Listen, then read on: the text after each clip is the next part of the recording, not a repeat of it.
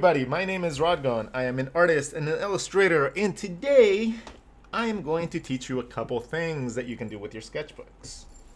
Well, joining me is going to be one of our subscribers, and if you would mind saying hello to everybody, please.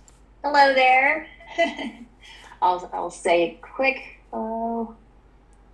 Hi, nice to meet you. Oh, nice to meet you, Senyu. So, okay, thank you first of all for joining us tonight. And do you have any questions for me before we start? Once we start the lesson, it'll be kind of like a non-stop thing for a little bit. So if you have any questions, you have the privilege of asking anything you want. Oh, nice. I'm super excited about what you're going to share. Very interested. And then having to do with what you're going, you might be covering this, but basically, I would be interested in knowing when you're talking about sketchbook habits, if you've fallen out of it for a while. How do you, or what did you find that helps you to push through that, or to find opportunities when you're not used to thinking about it anymore? Yeah. So let's, it's going to be covered in this lesson, so perfect. Awesome. Is there any other question that you have that you would like answered? I guess for me personally, yeah, just you could be just for yourself as well. Oh yes.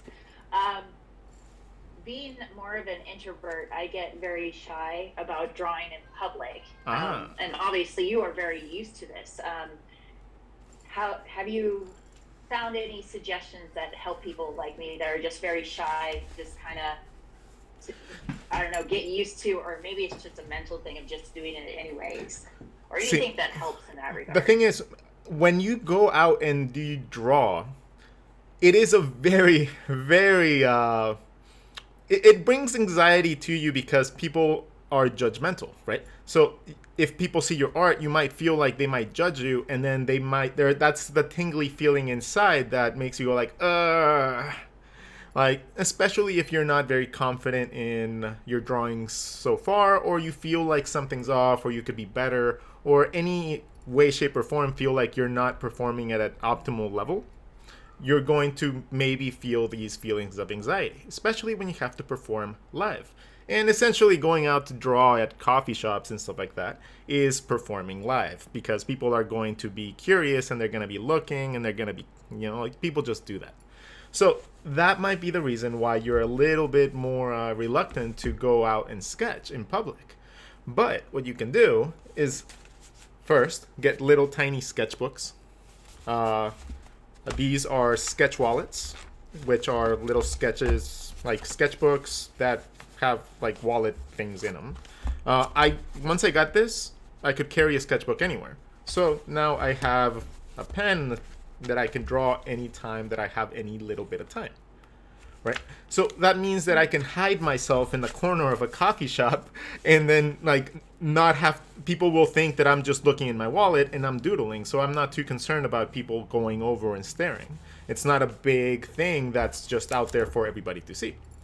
But I highly suggest to everyone that's listening here, or that listens to this recording, will be that you gotta really learn to lose the shyness that comes along with doing art and being judged.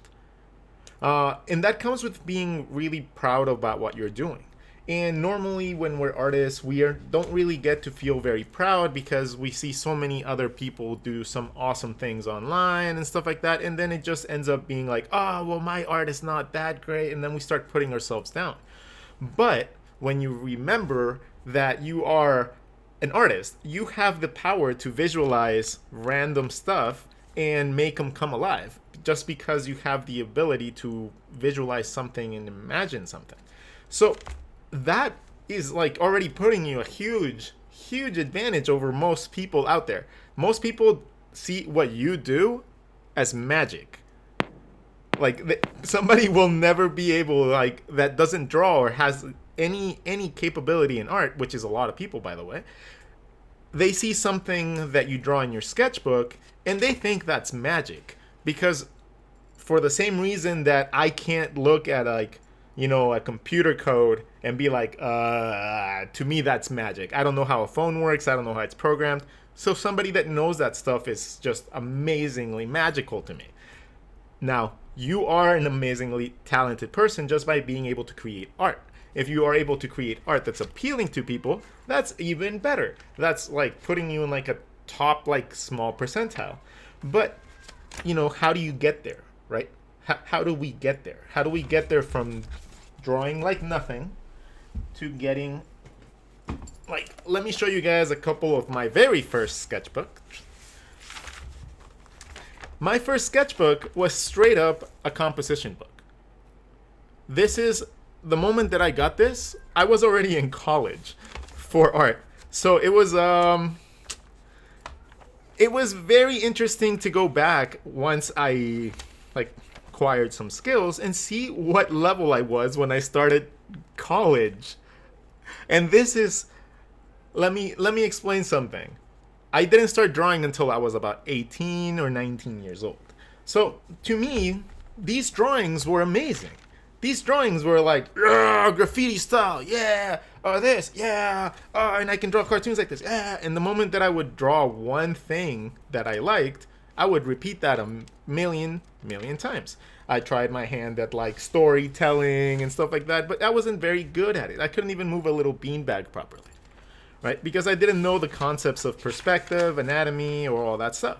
At this point, it was more so about just understanding that I needed to get more time. Your sketchbooks have a purpose, and it's not necessarily just to help you, like draw, which is the very basic purpose of it. But there is a way that you can use your sketchbooks to create an accelerated way of learning that is going to help you considerably in a very short amount of time. And let me just get together a couple different examples of how I used my sketchbook. The very first sketchbook that I decided that I was going to use for learning was this one. This was done back in 2014. Back then, I dedicated some words to myself. It's been a while since I have tried to complete a sketchbook, much less with all cool drawings. This will be an interesting, and I hope I can do better than just doing the same things over and over. This isn't for show. I have no one to impress. I just hope to become a better artist with this, and I hopefully am able to do what I want to do and just improve. That is the goal. That is the only objective of this, and I plan to accomplish it. Okay? So I decided to kind of say that stuff to myself so that I would be just honor bound, or like more like having to rely on being like, I had to do it for myself, right? So I set out that every page was going to teach me a different topic. Every page should teach me a lesson. Every page should teach me or refine something new. That is essentially my mentality going into this. At first, I was still drawing with pencil. And, pencil allows you a lot of liberty because you can erase. So pencil is a fantastic tool for people that start sketching. When people just get their sketchbook, they never want to mess up. They want to keep everything nice and clean and perfect. But that defeats the purpose of your sketchbook. Your sketchbook is not your portfolio. Your sketchbook is straight up just your sketchbook. Your sketchbook is meant to learn, to teach you things, so you can refine things, concepts, think them out. Not necessarily create just amazing pieces left and right. If you want to do that, yeah, that's also really awesome and perfectly fine. But try to keep a different sketchbook for your concepts and then have your main sketchbook for your pretty illustrations. The first things that I noticed very quickly was the fact that I was repeating the same mistakes over and over. I was just generating a lot of art, but I was not really understanding the things that I was drawing. So I was just copying other people's artwork. I was trying to refine by seeing other people and then just like drawing it, but not trying to understand it. At this point, I did not understand the concepts of perspective and anatomy as much as you think I should by this point. Honestly, in the last 6 years, 7 years, I have grown exponentially because of the thought process that I have applied. This is one of the first instances of Archie. If you guys are, my fans, you guys should probably actually know him, and that's one of the first versions of him ever made. Very quickly, I started realizing that I would retain much more information if I did the same concept but applied differently, and then trying to apply that concept for my own art. So every single time that I would draw something from somebody else, I would immediately try to apply it to myself. So I would draw a couple things from reference and then try to see if I could actually replicate what I drew. And that was step one, understanding a little bit more about what you're drawing. So in this case, I think it was like these 3 drawings that were from the actual reference, and then everything else was just done trying my best to replicate what I saw. At this point, I'm also just practicing with pen. You will notice a gigantic difference between when I started and where I am now when it comes down to penmanship. It's just insane, like the difference, it's just nutty. And the thing is, back then, this was taking me as long as this takes me to draw now. So you can see a huge, gigantic leap by just a few years in time. Again, trying to replicate things that I see in comics, and not to go through like the whole sketchbook like that, because it's not necessarily a sketchup door. But you will see that a lot of the concepts were really rough, and I was still using pencil because I had not yet decided that I wanted to fix my line work. So a lot of concepts, but a lot of just drawing with no real purpose. I was still, kind of generating a concept to page, but it was not necessarily like very much applied, right? So this was the first one. Boom. It was down the drain. I was really happy, and it took me from June to when? From September. So this took me 6 months. The first one took me 6 months or more. Now let's jump ahead about 5 years to 3 years. We'll jump ahead 3 years, and we'll see the difference that everything did. So at this point, I am generating cleaner art with just pen. My art is getting to the point where it's understandably cleaner, so I'm able to apply this to more of a stylized approach. At this point, I'm trying to get into pinup work, but again, at this point in time, I'm not familiar with a bunch of concepts that are very necessary. At this point in my career, I was not aware of how the facial structures worked because I was still using stylized eyes. I was still using stylized noses instead of thinking about how things were built. So you'll see a lot of really cool pinups, but there's something off about them. I've gone through these again, and there's just something off that I can tell now because I studied anatomy now. So, but at this point, I also like to tell people, especially if you're trying to get into comics, journal your life. Make your life into a form of entertainment for people.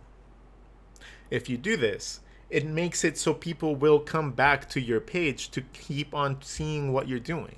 As long as you present your life, and everybody's life is interesting, you just have to find that angle that makes it fun. And that is a very fun way to look back into your sketchbooks and remember things kind of like you would a picture, right? But every drawing here is a little bit more refined because I wanted to make this pretty. This time around, I wanted to make almost every page just look like a pretty sketchbook. And I believe that this one, I think that this one's the one that you guys are going to get as a monthly gift. So at the end of the month, at the end of October, I'm going to give you guys an entire sketchbook scanned so you guys can actually enjoy it as a digital ebook for reference. So this might be one of the ones that I do for you guys. So in this one, I decided that I was going to use it more like a collage as well. I was using different papers and just taping them in there, right? The idea of your sketchbook being a portfolio would look more along the lines of this. Very pretty sketches, very refined, very finished illustrations for every single page. Now, this book took considerably longer than the other one. Mostly because every page was taking a considerable more time. And I was using other materials like markers, and highlighters weren't not necessarily a thing so much. But I got like a set of markers and I just went crazy with them, right? I wanted to use the materials I had in hand. So this one was more so of that finished, refined sketchbook type of thing. Boom. So that's the other way that you can refine it. Once you get to a certain level of comfort, go for that. But if you really want to get better, and if you really want to like really accelerate the way you learn, I'm going to show you a couple of examples of how you should approach this. Now, this book is an Illo sketchbook. This one had thicker pages, so I, also did pretty sketches, but in a different way. So I'm going to show you guys that. After we go over RODGON's rules for a successful sketchbook. You guys ready for this? Okay, so I write these down quite often in my sketchbooks, especially since I share these with other people. Number 1, the sketchbook shall be small enough to carry around with you. Now, that is very, dependent on what your daily tasks are. For example, I have no queries about carrying a big sketchbook everywhere I go because I don't really have anything else that I'm doing besides drawing. So my main thing all day is drawing a big sketchbook. That's the thing I carry. That on an iPad. Perfect. But if you have a need to carry something smaller, that's what little other sketchbooks are for. There's a bunch of variety of them, and then all you got to do is find one that opens up entirely. If they open up flat, that's like the best. Like, there's nothing I hate more than sketchbooks that crimple up in the middle and I can't use the pages.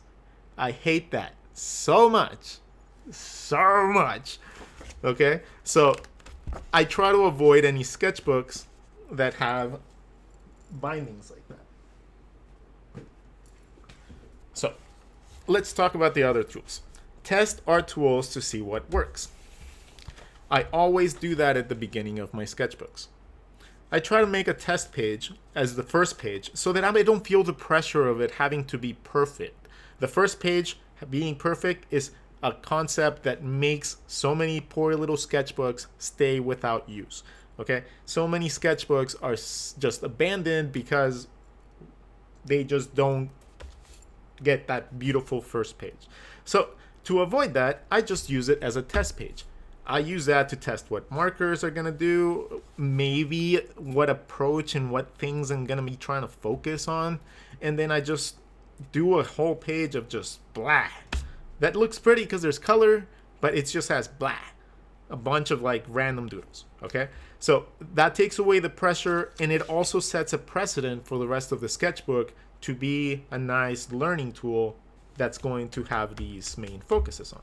It just keeps you nice and on point. Number 3, choose an overall theme to focus on. In this one, it was going to be storytelling, but it ended up being a lot of concept work. It ended up being a lot of concept work, especially after Little Bubs came into play. Oh my god, I felt so much air of inspiration, and I still have to refine this concept a lot more. But that came with so much. And I also started working on a couple other projects, and soon enough, this led to a really cool just inspiration book. 4. Remember to use your sketchbook for learning and not just epic pieces. Again, this is subjective to what you really want to get out of the sketchbook, but it's really, really important that you make sure that you use it for learning.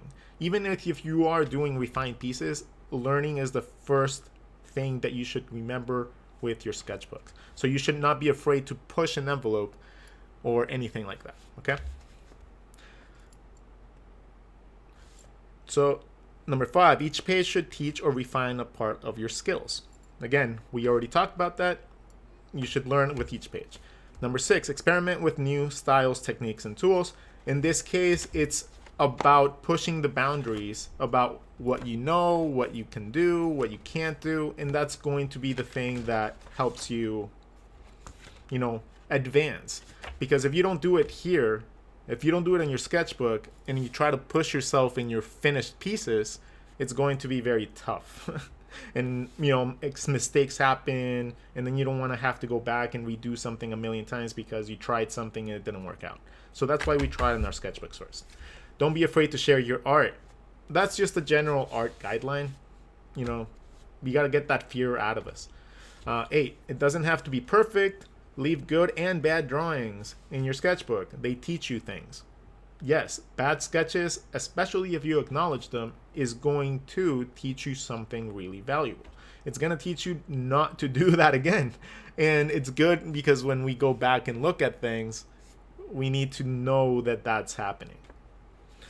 Okay, for my people in the Zoom meeting, it seems like we might be running out of time. So I might send you guys a relink if this dies down, and then we will just jump back on. Okay, so if this ends the thing, don't worry, I will jump right back on, send you guys the link to the next chat, and then we'll join like that. Sound good? Good. Okay, so the next one is number 8. Number 9.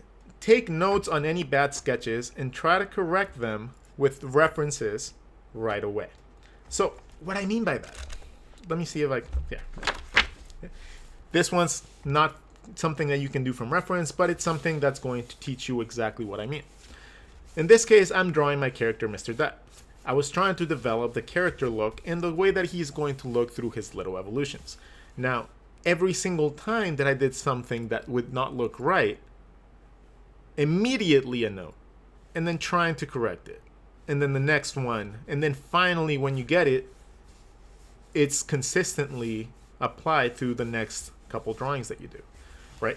The same thing that you can do with absolutely any one of your sketches. You can, if your arm is too long, write it down. If something's wrong, if something's right, if something's pretty, just make notes of everything.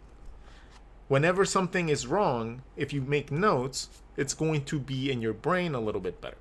Now, if you don't, you might repeat the same mistake over and over and over again.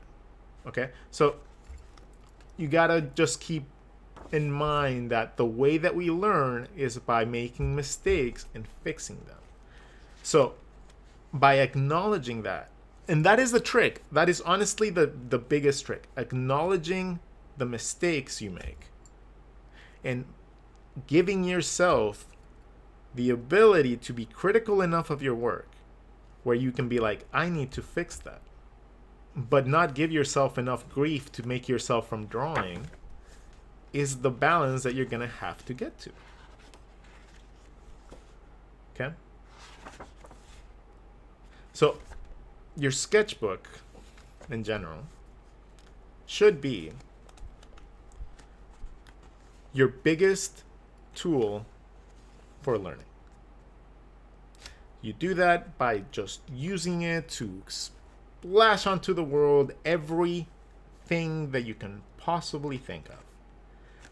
By doing that, you build yourself a mental library. by adding mental library stuff to your mental library, you can draw from imagination. If you can draw from imagination, the only thing stopping you is how many ideas you can come up with. And if the only thing stopping you from drawing and being awesome is how many things you can come up with, well then, then the ball falls on you and your brain, and then, one less thing to worry about when it comes down to thinking like, why can't I draw? It shouldn't be because of your drawing skills. And, I also teach you guys how to get out of art lock. So, now, the last step that I want to talk about a little bit is the step that I find myself in. I have found that this last year, by doing these drawings on stream and teaching you guys how to draw, has been a huge reason that I'm able to improve so much lately. So I see gigantic leaps and bounds because every time that I try to explain something to you, it cements it more into my brain. So give that a shot as well. Do yourself a favor, make a little TikTok and explain art to people so that you can help, first of all, help the culture of teaching the next generation of artists and make their life easier so we can have amazing things down the line. We don't hoard information in this little family. Okay? At this point, we share everything so that we make it easier for the next generation of artists to create amazing things. Because, that's what's our duty. I like being a teacher, so that's something that I take very to heart. But I do highly believe that if something is able to be passed on from artist to artist, it should be in and explained in their own special way. Because so many people learn in different methods. Some people learn by just creating art over and over, repeating muscle memory and just adding to your mental library. Right? That's some people. Some people just learn through writing and learning and reading. And then some other people like me need to understand what we're drawing. So I just obsess on it until I actually get it. That's the way that my brain works. So, thank you all so much. Brian, Senya, thank you so much for joining me tonight. You guys are, thank you so much, first of all. Second of all, if you have any questions, this is the perfect time to ask them. Oh, one thing that I forgot to mention. The tools that you should be using to sketch should be simple. Right? Unless you're trying to create amazing pieces of art, like gallery type pieces, carry something to highlight your art with. In this case, I like to use watercolors and ballpoint pen and highlighters. Super simple, cheap. It doesn't take any money to go out and sketch for me. There's no concern about, oh my God, am I gonna dry my markers? I can pick up another highlighter at any store, another ballpoint pen in any place, or some little cheap watercolors at a 99-cent store. So that allows me to have the ability to sketch anywhere I go without any money constraints. Right? When you add things like Copics and expensive markers, right? It adds a cost that if you're really focusing on learning, you're going to go through sketchbooks like crazy. So if you are able to afford it and you have no monetary financial problems, hey, go for it if it's something you enjoy. This, I like to make it accessible to everyone. So everyone can afford $3 worth of art supplies. And that would literally fuel you for a good month. The sketchbook, I like to honestly, if I could, I'd probably draw on Post-its a lot more than I should. But you can get little sketchbooks at the 99-cent store as well, at Walmart, relatively cheap. Or if you do want to get quality sketchbooks, you can get some Danique, Illo sketchbooks are really good too. The sketch wallets as well. And I will provide you guys discount codes for those as well, which is awesome because I get to do that for you guys. So that'll be in your little welcome package that comes along a little bit later tonight, okay? So Brian, Senyo, Thank you all so much for being wonderful guests in the stream. Thank you for being some of my first subscribers. Like, honestly, that's... thank you so much. So much. You guys are awesome. I am very thankful for the support you guys are providing. You guys get to choose the theme for our next session. Thank you guys. Have a wonderful day. See you guys soon.